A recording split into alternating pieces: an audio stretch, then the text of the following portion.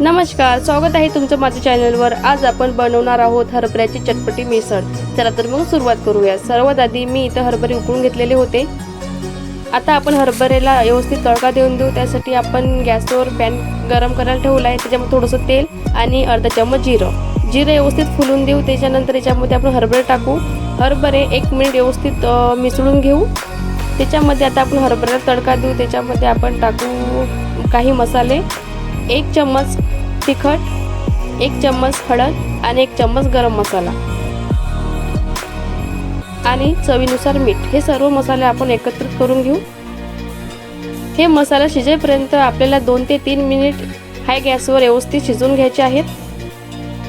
तुम्ही पाहू शकता आपले मसाले आणि हरभरे व्यवस्थित मिक्स झालेले आहेत। आता आपण हे थंड होण्यासाठी बाजूला ठेवू। तोपर्यंत आपण बाकीच्या भाज्या चिरून घेऊ।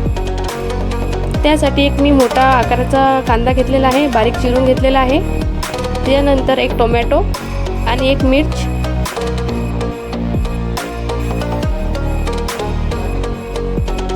इथे मी अर्धी काकडी घेतलेली आहे, ते पण बारीक चिरून घेऊ।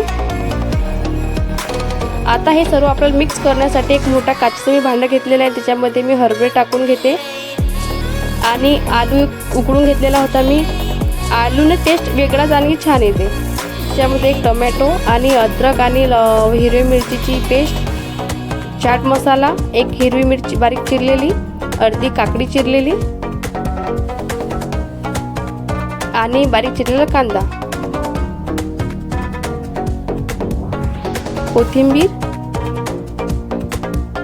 आणखी लिंबूचा रस, याने मस्त असा आंबटपणा येते आणि थोडासा शेवचोळा टाकू वरतून। हे सर्व मिक्स करून घेऊ। आता याच्यामध्ये वरतून मीठ टाकू। लक्ष असू द्या, आपण आधी पण मीठ टाकलेलं होतं म्हणून थोडंसं कमी टाकायचं। पाहू शकता आपली चटपटी मस्त हरभऱ्याची मिसळ तयार झालेली आहे।